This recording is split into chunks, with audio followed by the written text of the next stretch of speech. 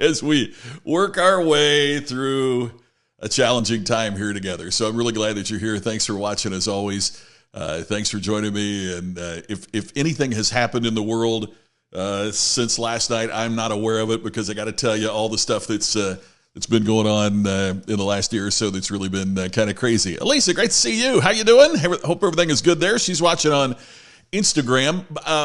I explain this occasionally, and I just want to make sure everybody's up to speed. So because of the different sizes, Facebook, YouTube, Twitter, Periscope has to be the 16:9, the wide version, but Instagram Live has to be the portrait version. And so if you're watching on Instagram, you don't get to see the graphics and the pictures and the stuff like that I put up on Facebook, YouTube, Twitter. But anyway, I'm really glad that you're here. So thank you for watching. Good to know that all is good in Southern Indiana. I appreciate that. Hope everybody else is doing great. We're giving folks a minute to jump on here today. So it is a Monday. It is a cloudy, overcast day in Las Vegas today.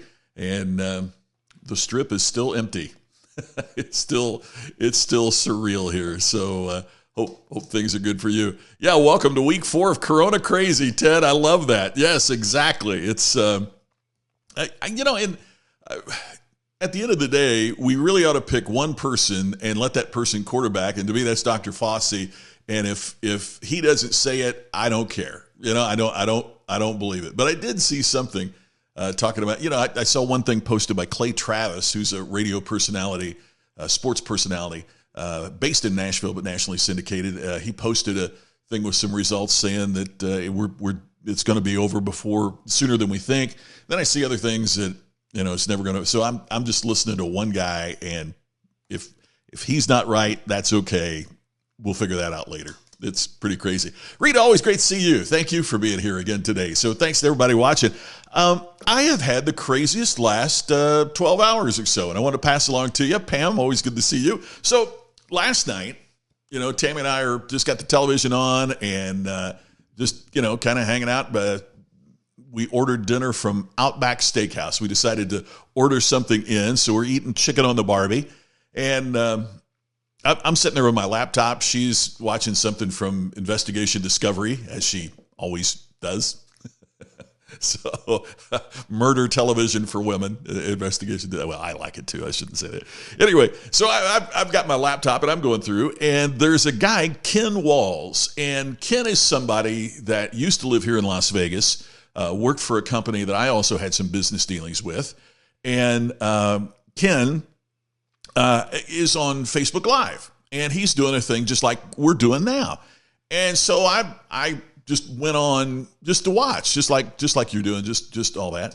And he's got this guy on with him, and I know him, and all of a sudden it hits me who he is, and the guy's name is Glenn Morshower. Now that name may not ring a bell. Ring a bell? Okay, so let me show you what he looks like. Again, my apologies for those watching on Instagram, but there is Glenn Morshower. Remember, he was Agent Aaron Brooks on 24. He was the Secret Service guy that protected Jack Bauer, or protected the president, played by Dennis Haysbert. He was on The West Wing for several seasons. He's been on so many movies, television shows, and now he's on The Resident. He is a main character on The Resident. Yeah, John Michael, exactly. Aaron from 24. Okay, so he is on this live thing.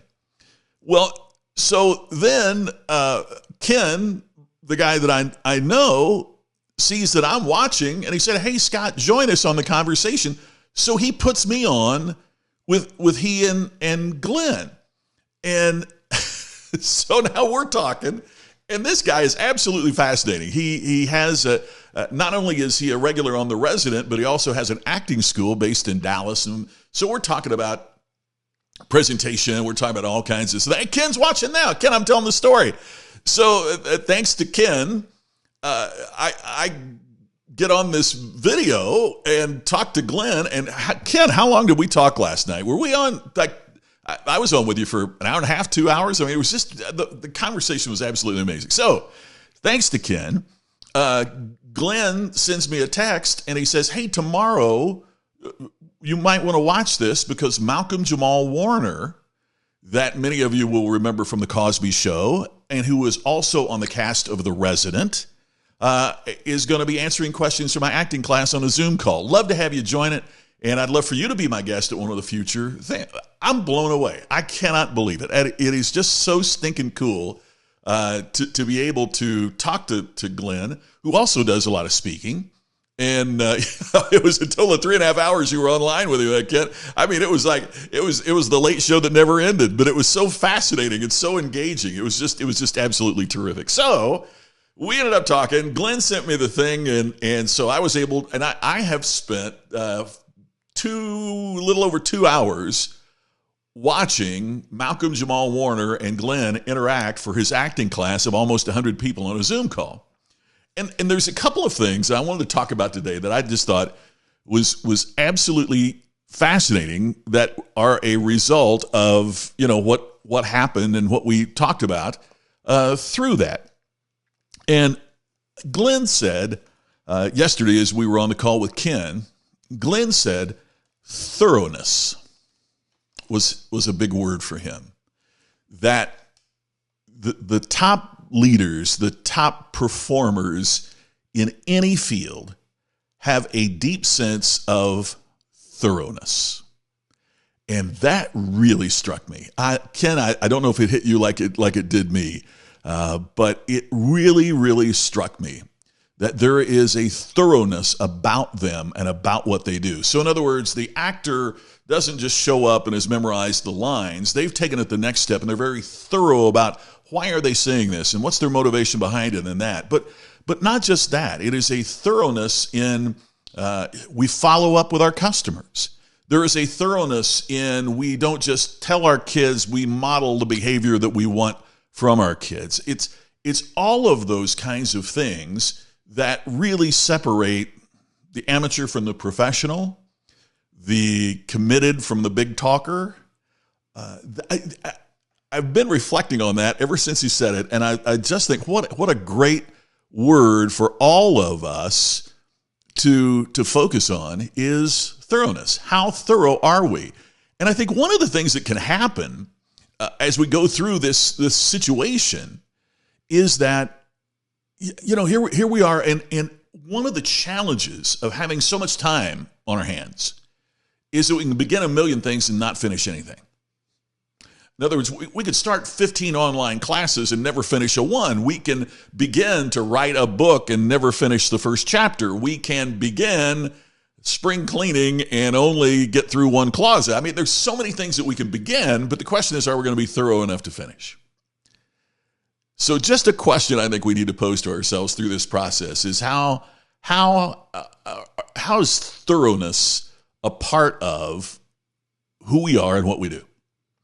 And are we going to be thorough enough to see it through? I told the story when we first started doing this, and I apologize for the repetition, but when I was a kid, I was the drummer in 3 different country music bands, but one time I'm playing with my dad and in my dad's band, and we were opening a show for a country artist named Jim Ed Brown, who is a member of the Country Music Hall of Fame, and you might remember some of the hits that he had back in the 60s, early 70s. And he told me he wanted to hire me to be his drummer. And I'm a senior in high school. And I said, well, I'm still in high school. He said, yeah, but if you really want to pursue this, what a chance to go to Nashville and go on the road with us. And I realized through the insight of my dad, at that point, I had to decide, did I play drums or was I a drummer? I just saw my pal Mike Sanders popped on here, and I haven't seen Mike forever. And I am one of the great guys of the world. And one of Mike's best friends and the guy that he helped me reconnect with is Kenny Aronoff. Now, you talk about Kenny Aronoff, there's the drummer. One of the greatest drummers on the planet. That's a drummer. Mike and I play drums, right? We're kind of hobbyists in that. But I had to choose, was I going to be a drummer or did I play drums? What was I going to be thorough about? And I decided at that point, FFA was so important to me. I was a senior in high school, and I wanted to be an officer, state and national officer in FFA. And the thoroughness there was more important to me than anything else. And that's what's led to everything else that's happened to me in life.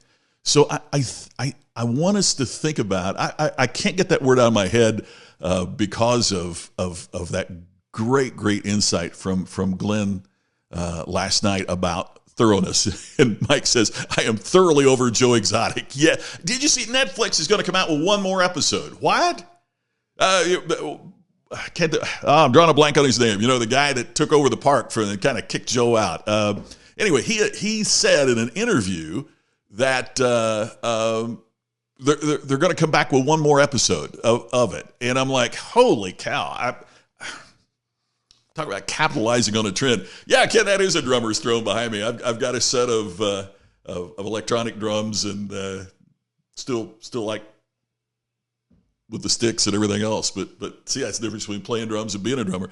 But yeah, absolutely. Jeff was the guy's name. Thank you, Tammy, for that. So Jeff said in an interview with his wife and the supermodel nanny that they hired, if you saw the episode, that Netflix is supposedly going to release another episode of that. We're thoroughly through with that, as Mike says. Pam says, who's cleaning your closets? Yeah, who in their right mind is using this time to clean their closets, right? I'm trying to clean. Yeah, I'm trying to organize. That's one of my projects that I have not been thorough enough on. And hey to Bill, glad to see you here. Hi, Faye. Thank you for being here. And yeah, Ken, you got a set of sticks laying next to you. There you go. Perfect. That's so good. But what are you willing to commit to? What are you willing to be thorough about? And now is the time I think we have to be really careful and really intentional, because it's very easy to begin something and let it go. All right. So wanted to mention that. I think that's such a great word, and I appreciate Glenn saying that so much. Second thing is, Ken was there too. We just have spent a little over a couple hours listening to Malcolm Jamal Warner answer questions, and all of this is a private part of Glenn Morshower's coaching class. And so here's a guy that got his start on, as a child actor in community theater, that ended up on the Cosby Show, that has had this incredible career. And here's one of the things he said that really struck me. He still goes to his coach. He still works with an acting coach. Now, here's a guy making tens of thousands of dollars per episode. Goodness only knows how much he got paid for the Cosby Show. Can you imagine what the residuals were on something like Cosby? He still works with his acting coach constantly. And the two of them were talking about that Robert De Niro takes his acting coach on the set and is constantly working with his coach. Yet I think for so many of us, we think, okay, I'm doing it as well as it can be done, or I put this much time into it. Why would I need continued coaching when I've attained this level of, why would De Niro continue to get coaching? I don't know. I think it shows a commitment to the craft. How committed are you to the craft? Are you committed enough and open enough at what you do that you would accept coaching on what you do? Now, one of the things that Glenn said was really interesting. He said that for him, coaching is just a different set of eyeballs. It's almost like, he didn't say this, but what I was thinking of is, Ken, would you agree? It's almost like consulting, right? I mean, you're getting somebody to consult with you, give you a different set of ears, a different set of eyes about what's going on. And I think all of us need to learn from that. Now, my first book was called All Business is Show Business. And I think that's another principle from show business that we need to be bringing into regular business, is this sense of ongoing coaching and ongoing thinking about what we do. We get so busy doing what we do, we don't take time to think about what we do. And I don't care what it is that you do. You can be working on a line in a factory, and we still need to have some moments that we just stop and think about, what is it that we do and how could we do it better? How could it be more rewarding to us? Or how could we leverage what we make doing that into something else that's more rewarding for us? Those are all things we need to think about, and coaches help us do that. More on that in just a minute. Let me answer a couple of questions here. Sheila says, I'm being as thorough as possible for a one-armed crazy woman. There you go, Sheila. That's great. Ken here says professionals have coaches and amateurs don't. Yeah, that's true. That's true. Bill on Instagram says, do you think being sensitively creative is more important than ever? Bill, I think that is so on target. I think that you have nailed it. And one of the things I mentioned on Ken's broadcast last night is that one of the areas in business that I think that we're in trouble, regardless of what as we look at the whole of business, is that many organizations now are administered by people who have MBAs. We have trained a generation of leaders who do not have an understanding of the importance of sensitivity and creativity and empathy through the training that they receive for the positions that they hold. I don't know if it's still true or not, but at the time I did it a few years back, I was the only non-surgeon, non-doctor to have keynoted the American Academy of Cosmetic Surgeons. And we're talking afterwards about, being a doctor, being a surgeon, being a physician. And one of the things that one of the doctors, one of the leading surgeons there told me was, it is possible to get your medical degree at many schools. You go through your undergraduate, your graduate, your residency, all of those, your internship, you can go through all of those and not have a single course on bedside manner. But yet, why do most doctors get sued for malpractice? The number one reason is not because of a medical error as much as it is because they didn't apologize or they didn't connect with the patient or they had poor bedside manner. And it's fascinating to me that you can become a doctor and never have a course on how to communicate with patients. Yet the blinding flash, the obvious to me was then I turned around and I looked at business schools and you can get an MBA and never have a course on the customer experience, never have a course on how to take care of customers, never have a course on how to connect with employees or the importance of the lives and the feelings and the connection that you have with your employees. We have trained a generation of leaders that don't have great interpersonal skills. And it's more important now than ever, Bill. I think you're absolutely right. It's more important now than it has ever been. Scott says, Kaizen, continuous improvement. Ted, one should never stop learning or improving. Bingo. You nailed it, Ted. That's absolutely right.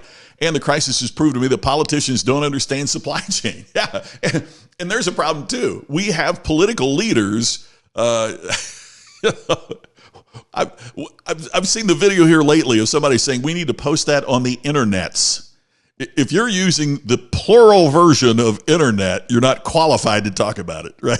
On the internets. You can be a sales manager and never take a class on how to manage people. Bill, you're right? I mean, there's another thing. We take our top sales professional, the one that's selling the most, and we assume that they know how to lead and manage people. When maybe 100 years ago, I don't know when it came out, but there was a book, 70s, early 80s, and it was by a psychologist named Dr. Lawrence Peter, and the name of the book was, and that's his real name, and the name of the book was The Peter Principle. Here is the Peter Principle. People are promoted to a level of their incompetence. Now stop and think about that for a minute, and we have seen that in spades today. People get promoted to the point that they can't handle the job. So in other words, we take a sales professional who's a great sales professional, assuming that they'll be able to be great managers, and boom, now they're a sales manager and they can't handle that. Or because they're a great sales manager, I saw this in broadcasting, they're a great sales managers, so we make them the general manager of the station, thinking they understand about what people want to watch on their television stations. And that's sometimes true, often not true. So we promote people to a level of incompetence when we need to be thinking about how much have they learned and how have they been educated and their practical experience too, right? That will generate the ability for them to connect with their team and connect with customers. It's also critically important. Faye on Instagram says, I hear you and have come up against that many times. It's about building and nurturing relationships. Yes. And then Faye makes a critical point here. And Faye, I'm reading this because the other viewers on Instagram can see it, but the folks watching on Facebook and Twitter and YouTube Live can't see your comment. So let me read this. She says it's about building and nurturing relationships. That includes manners. What happened to manners? You are so right. Tammy and I were at dinner before all this started happening. And there was two guys, we a lot of times we just like eating at the bar when we go in a restaurant on the road, and we'll eat at the bar. And you have a conversation with the bartender, and you just kind of sit there and you watch, and engage with each other, and might meet somebody that's sitting at the bar and have a conversation with them. But there were two guys that were like two seats down, and every other word was the F-bomb. Now, and it was loud enough, that everybody at the bar could hear, and they were wearing nice suits. They looked like, successful professionals. And I thought, what happened to this? I'm not a prude, don't get me wrong. And I'm, my buddies will tell you there are times that we're all hanging out and my language isn't the best. I'll admit to that. But what happened to manners? What happened to, it's not only being respectful to people around you, it's a level of self-respect that you don't want to impose that on other people. I mean, if you're sitting together a while, if you're sitting together in an area where nobody else can hear you, that's one thing. But when you're in a public area like that, manners have gone away. You just don't do that stuff in public. And it was very frustrating. You should have went down there and asked them where they worked. Bill says you ought to go down there and ask where they worked. Bill, we were in San Antonio, Texas. It was for a speech, and I thought about doing that, but then I thought, oh man, if that turns out to be the CEO of the company I'm speaking for the next day, I'm in bad shape. And Tammy and I'd already had dinner. We were just sitting there having a drink, and so we just paid our bill and left. Soiled the experience. So, Pam, can't wait to see you and Tammy at the bar in the future.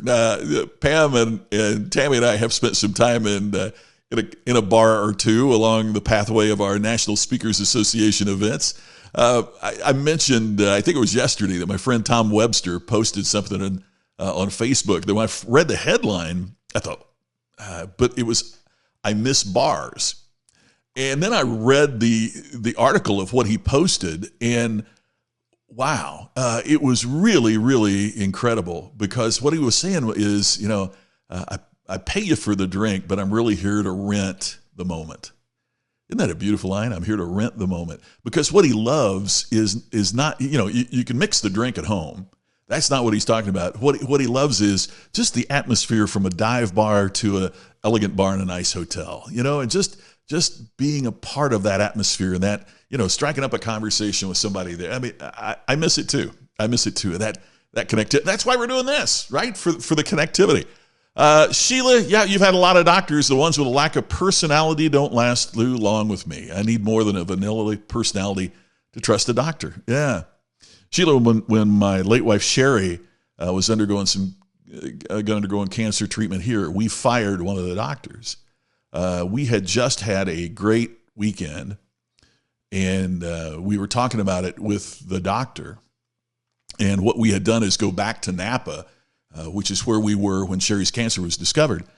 And we were talking about, and it was a real sense of completion and a real sense of closing because we had to leave Napa to get her to a doctor. And it was a real sense of completion. We were really, really excited and proud of that. And the doctor immediately said, well, you realize that what you have is terminal, and you better be doing stuff like that because you're not going to and it was just like, she couldn't wait to rain on our parade. And I said, you're fired. And she said, you can't fire me. I said, oh, I don't care what you call it. You'll never see us again. And it's just the lack of human. We were so fortunate that our next cancer doctor was really, really, really terrific and really connected with us. So I get so much of what you are dealing with and what's going on. On YouTube, we just got this comment. I stopped listening and following very famous speakers because of their language. Yeah. One of the things, and there's a lot of debate about this in the speaking world, and I'm really glad you brought that up, because there's a lot of debate about this in the speaking world. What if you use bad language from the stage? And there are some speakers that drop F-bombs from the stage. And here's the fundamental difference. If Tammy and I go to a comedy club, and Tammy loves going to the comedy club. I enjoy it. Tammy loves it. And so if we pay to go to a comedy club and the comedian is dropping F-bombs, we chose to be there and we paid to be there, and we kind of, look, if you go see, you kind of expect it, right? But you're paying to be there. It's your choice. If you want to walk out, you can walk out the whole bit. But for speakers like me, I get paid by a company to speak to their meetings. And in many cases, most cases, those people have been told they have to go to that event. They were told by their company.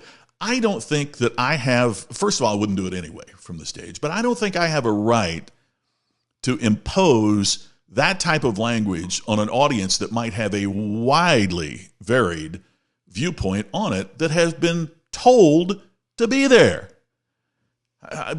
They're captive. They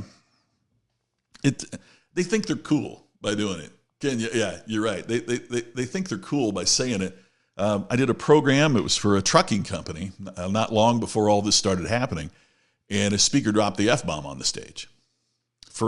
And the crowd kind of laughed a little, and I think he misunderstood. It was like nervous laughter, not responsiveness laughter, that they were liking what he was saying. It was just kind of a nervous, because it had never been done.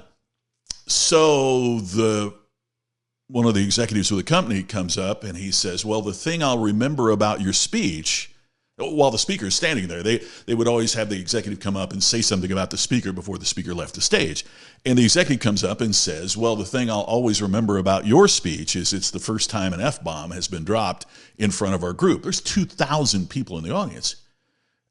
And the speaker's response was, well, it's about effing time somebody did that. Now, he thought he was being so cool. He had broken ground. He packed up his stuff and left, and I didn't get a chance to tell him, and I would have. The reason they said that was he was telling you that he didn't approve, they'll never book you again. They will do everything they can to make certain that no one else in the business books you again. And you thought you were cool by doing that? You just cut your throat for others. Now, I know that people come back and go, well, Gary V's doing, I get it. But I've also been on 2 programs where after Gary Vee was done, they said they'd never book him again because he promised he would. It's just, so everybody can make their own choice. But I know what mine is, and I know what others are. Yeah, Charles, you're right. Look at all the books with that in the title. And the first one, it was just it was to shock us and to get us to think about it. But then it created this plethora of books with that. Tammy made a guest appearance on Ken's live stream, not mine last night. Yeah, you bet, Chad. They do it. There's no doubt about it, and they are very successful. But yet at Tony's programs, and if you haven't seen the Netflix special, I'm Not Your Guru, you'll see it there. But, on Tony's programs, the one thing that I will say is people have paid to be there. They have made the choice to be there. It is not that the boss said if you are expected and required to be in the seat. I'm not defending it. It's his choice. But that to me is a difference between me doing it at a corporate event and Tony doing it at his own event. I appreciate that, Sheila. Thank you very much. So, Bill, I love that. Bill says on Instagram, if a doctor can't tell a good joke, I don't go back. That's a great way to find out about that. Can the doctor tell you a good joke? Very good. And Chad, hey, I hadn't seen you here before, so it's always great seeing you, my friend. So those were the 2 things I wanted to talk about today. In terms of what are you doing to get coaching? What are you doing to get better at whatever it is that you want to get better at? And that is a part of what Glenn said about being thorough. A coach can help you really get some insight on thoroughness as a part of that. Hey, I did want to mention, too, that if you wanted to access our free courses, there's nothing there for you to buy. Just love for you to sign up if you want to download some of the information that we've got on distinctionnation.com. It's there for you. Again, distinctionnation.com. I'm not trying to sell you anything. This is not a time that we need to be selling each other. It's a time that we need to be helping each other and serving each other. It's why I'm doing this every day. It's why we have the website for things that you can download to kind of keep your batteries charged and help you with that. So that is available for you. Just go to distinctionnation.com. Absolutely free. It's there for you. Hey, Mike, thank you. It has been way too long since our paths have crossed. We get through this thing. I'm going to come to Indy and we'll get connected. I look forward to that. And I truly appreciate everybody taking time to be connected here today. I can't tell you how much it means that we have everybody showing up. I repost this on LinkedIn. We're not live, but I post the video on LinkedIn. If you would share that, man, that would mean the world. So please share. We do this every day at noon Pacific, 3 o'clock Eastern, 7 days a week. Got some guests coming up later on this week that I think you're going to love. Miles Austin, thank you for doing that. And Miles, it's great to see you, man. Miles and I have crossed paths on the. I started to say speaking circuit. If anybody can figure out how a circuit comes out of, because Miles, I know you've had the same situation. Before the coronavirus thing happened, I had Vegas, Nashville, Brisbane, Australia, San Antonio, Texas, Seattle, Washington, back home. If you can find a circuit in that, you're a better person than I am, which you probably are anyway. But Miles and I have crossed paths on the speaking trail, I guess we should say. So thank you for posting that. Distinction Nation is the post. So thanks, everybody. I'll see you again right here tomorrow. And please share with your friends if you wouldn't mind. I'd love to help us build the audience and say hi to more folks. And here on Instagram, one of my all-time favorite speakers and great friends just jumped on. Hey, Chad Hymas, glad you're here. Glad you're watching, and thanks everybody for tuning in today. I look forward to talking to you again tomorrow, same time. See you then. Our time to get together. I'll see you tomorrow.